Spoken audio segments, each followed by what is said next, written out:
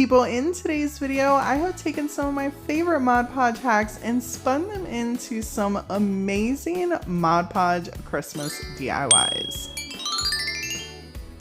Grab yourself some poster board for these yarn cone Christmas trees, and then grab some of this hard coat Mod Podge. This stuff means business and it works amazing with fabrics. Take your poster board and start spinning it so your top end is really teeny, and then the bottom's got a little bit of a wide bottom. And then you want to cut it as even as you possibly can. If you like to measure and do all that stuff, you go right ahead. I like to wing projects most of the time. Just kind of eyeball it. Then I took my hot glue gun and just glued down the side. And people, hold that in place for a second because that sucker will spin right off if you don't. I did the same exact thing and just cut a smaller shape. So this way I had two different trees and they were different sizes. You can make as many of these as you want. Really just depends on how big the piece of poster board you have is. And look at how great these Christmas cone trees turned out. Aren't they amazing? That's gonna be it for this first project. I'm just kidding. I'm just kidding. All right, back to business. You're gonna need some yarn, okay? I have some white yarn here and some brown yarn here.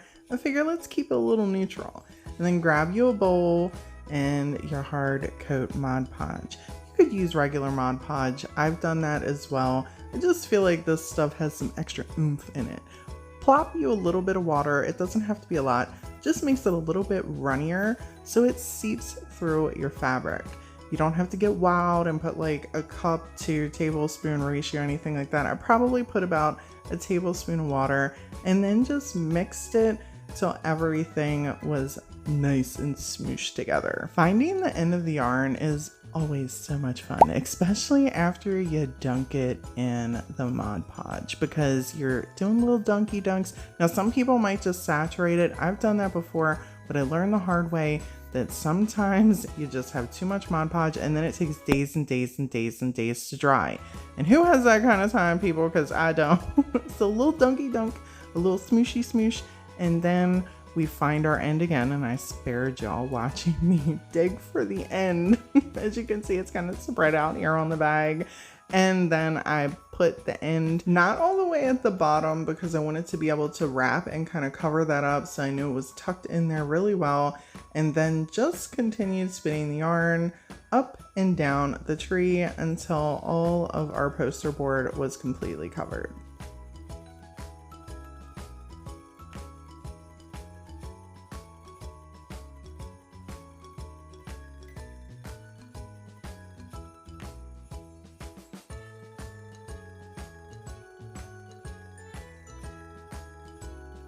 I did the same thing with our white yarn. I did a little dunky dunk in the Mod Podge, a little smooshy smoosh, and then I found our end and tucked it midway to the bottom and spun from the bottom all the way up and back down on the cone.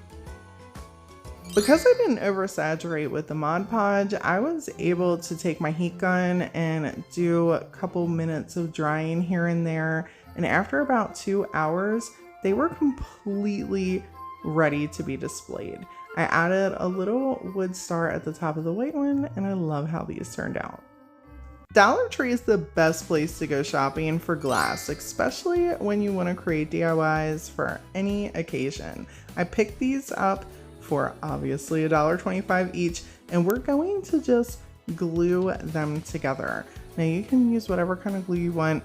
I happen to have this on hand and it's one of my go-tos, and I just did the entire rim of this little candlestick here and then attached the little glass piece right to the top. I let these dry for about 3 hours before I came back in to do our little Mod Podge hack DIY to this. And honestly, I love how these look just like this. But hi, my name is Brandi and I can't leave things alone. So we're gonna need to get out some mica powder, some Mod Podge, and go to town on these joints. Did you know that if you mix mica powder and Mod Podge, it creates its own paint-like substance? I call it mica powder paint. I'm using this white, and there really isn't a ratio. So if you go asking Brandi how much, Now, what do I got? About 2 tablespoons of Mod Podge here in each little plop. And definitely about a tablespoon of mica powder in that joint. For show. And I feel like I put about the same ratio right in our other little plop of Mod Podge here. Mix these up until you're happy with it. And then I personally, when I'm doing glass, like to use little sponges. And it doesn't matter if you're using like a makeup sponge, a little like, what are they called? The Dotten sponge. I'm drawing a blank here, people. Or little kitchen sponges, even. I'll cut them up and use them as well. Just a sponge. And tappity tap tap tap on the glass. For some odd reason that works better to me, and it's kind of a thicker substance, so it gives it a little bit of a texture as you're doing it. I personally feel like this color would look amazing on the whole thing. Now, people be mindful, this is going to take several layers. This is not a quick and easy craft. This is after 3 layers, and it's really pretty with 3 layers, but I did 5. And you can take the heat gun over it gingerly and, you know, try to speed up the heating, but it is going to take a little bit of time because each layer you want to dry a little bit.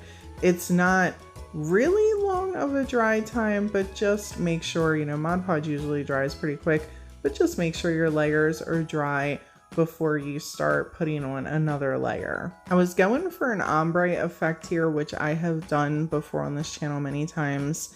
I'm just taking the green and putting it all at the top and bringing it down to blend into the whites. And then in the center where they meet, I just kind of go back and forth over them, switching sponges till there isn't a defining line where you can see that it's green and up or white and down. They really just kind of mesh right into one another.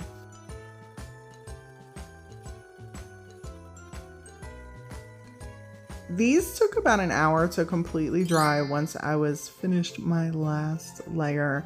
People, these are absolutely stunning. I could not have hoped for a better end result with the way that these pieces turned out.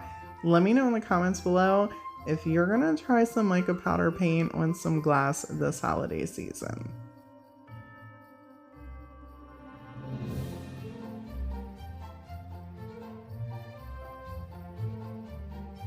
Look what I found at Dollar Tree. This was my first time I have ever come across these candy jars. And believe it or not, I had a DIY for these that doesn't involve candy. I know, don't be mad. One thing I did think that was odd, there's no rubber on the top. So these little tops just come off super easy. Now my hand did fit in the jar with no problem.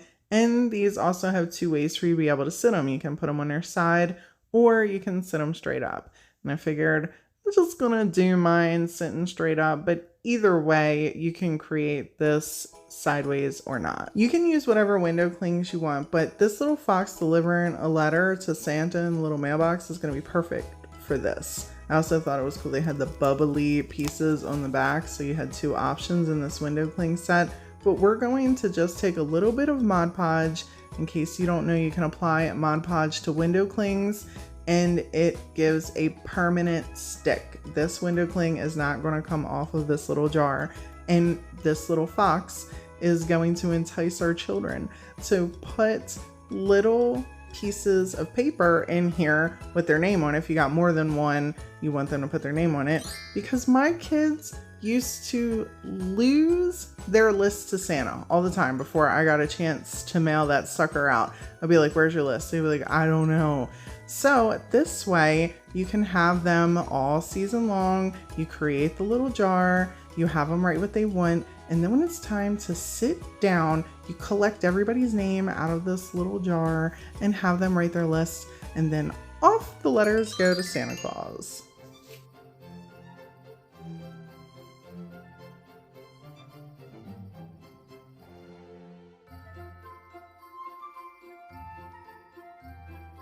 This is one of my favorite Mod Podge hacks, and we're gonna do it on some tags. I had these awesome ceramic tags that I picked up from Dollar Tree just sitting around, and I had these awesome stencils that I picked up off Amazon in a bundle, and I thought these trees would look fabulous on here. Creating these pieces using Mod Podge requires a little bit of patience and some painter's tape if you're not printing out your own sticky stencils or, you know, you have sticky stencils, because you can actually buy sticky stencils.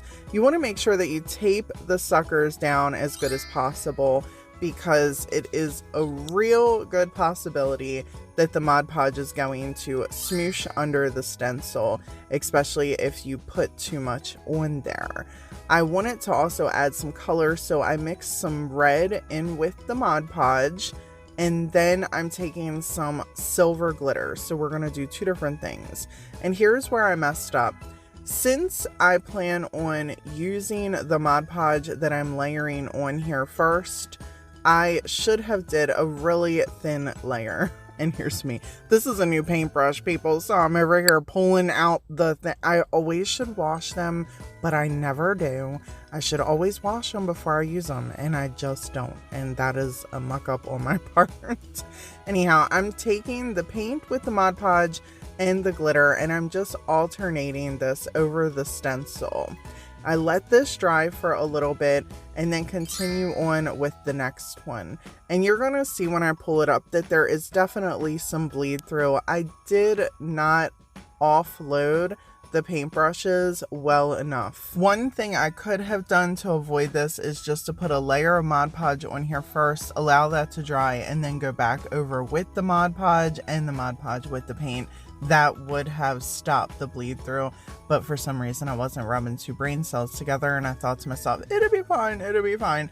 And it still turned out really pretty, but there is some bleed through. I just want to let y'all know. So basically you can mix Mod Podge with some paints and add some glitter over top of that to get a really cool effect. Or you can just take Mod Podge over the stencil and plop down some glitter over top the parts that you put the Mod Podge over the stencil, and it will reveal a really beautiful design with the glitter.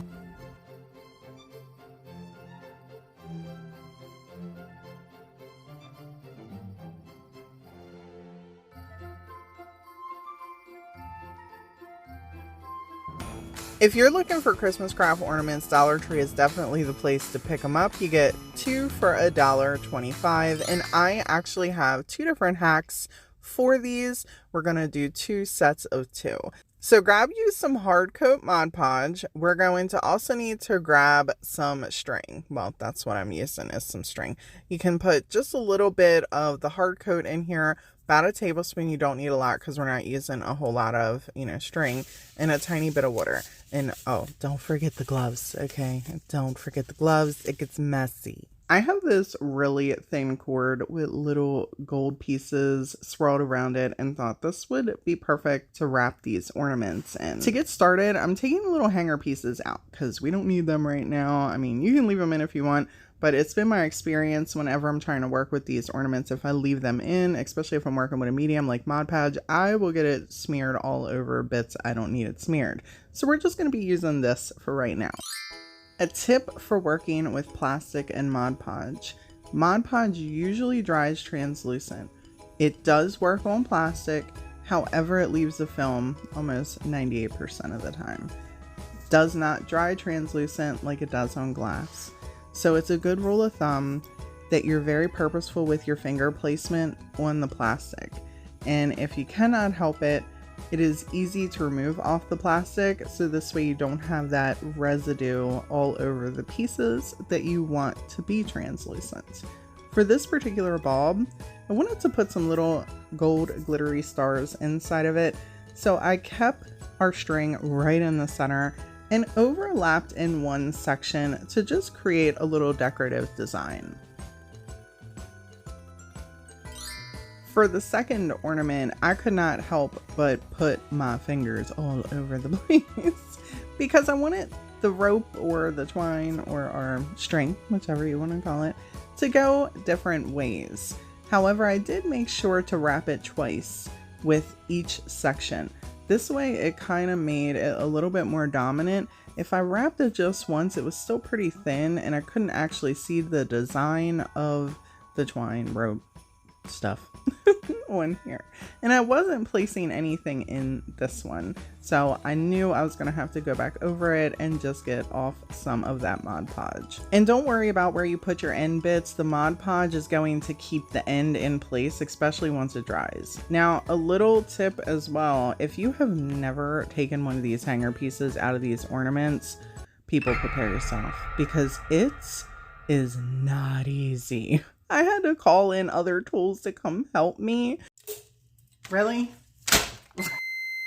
Sorry, it got a little dark there for a minute. I struggled with this for like 10 minutes. I do not know why it's so difficult to get back in there. If someone has an easier way to shove that hanger back in that bulb, please help your girl out. Pop it in the comments. These little glitter pieces I grabbed from Dollar Tree I thought were really cool because they have like their own natural static and they just cling to the inside of the plastic in this ornament. And in case you don't have a little baby funnel, you can just take a little piece of paper and swirl it up and shove it in the hole there, and then shake as much as you want into the ornament. And real quick, before I share the reveal with you, I want to show you how once this is dry, that Mod Podge residue is on the plastic. And you can see here, I am just taking my fingernail and scratching it right off. And it is allowing it to be translucent instead of having that film on it. So in the event that you want to use Mod Podge on anything that's plastic, it is this simple to clean it right up.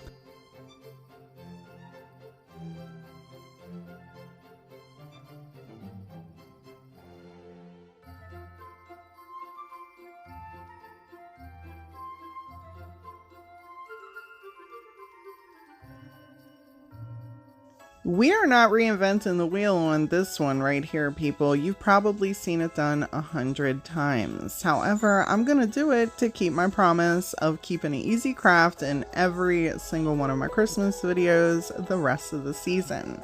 For this one, just grab any kind of Mod Podge you want and some glitter. And then swirl the Mod Podge around the ornament as much or as little as you want and sprinkle your glitter and shake as you continue. This will get any excess glitter off and you have created your own DIY glitter ornaments. You can do the entire bulb or you can just do half like I did on mine.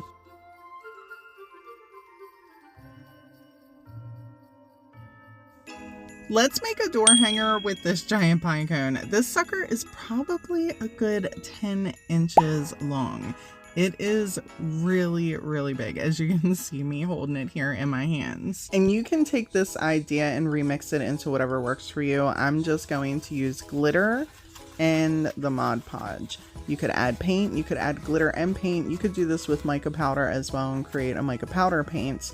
I'm just taking some glitter and some Mod Podge and putting all around the edges of the pine cone and making sure that I am doing it upside down because we're gonna hang the pine cone upside down. And in case you're wondering, because I have been getting questions anytime somebody sees these were sent to me from a subscriber. She was kind enough to clean these off. She had an abundant amount and she sent them to me. I did not purchase these anywhere. For those who keep asking where did I get them, I've been trying to let everyone know that I had a kind person send them to me. And I've been trying to give you as many ideas as I can with these. Let me know in the comments below if you'd be interested in just a pine cone dedicated video, because I have a ton of supplies left and I'd be happy to do that, to just make an extra little DIY video with a few projects using some pine cones. People, I'm gonna be real with you here. I was not sure how I wanted to hang this sucker. I am sure there are a ton of ways I could have went about it, but I decided to make sure that the piece was all connected and really well put together. So I took this ribbon from Dollar Tree and I smooshed it in between the thick part of our pine cone here, and then I made a loop and I took and made some dovetail ends. I then took some of this greenery from Dollar Tree with the little cranberries and shoved it in the top and put it on the front door. Absolutely beautiful in the sun. You can see all the glitter stuck on there so well. As always, people, thank you all so much for hanging out with me today. I hope you enjoyed these Mod Podge hacks and how I used them for some amazing Christmas DIYs. I appreciate all of you, and until next time.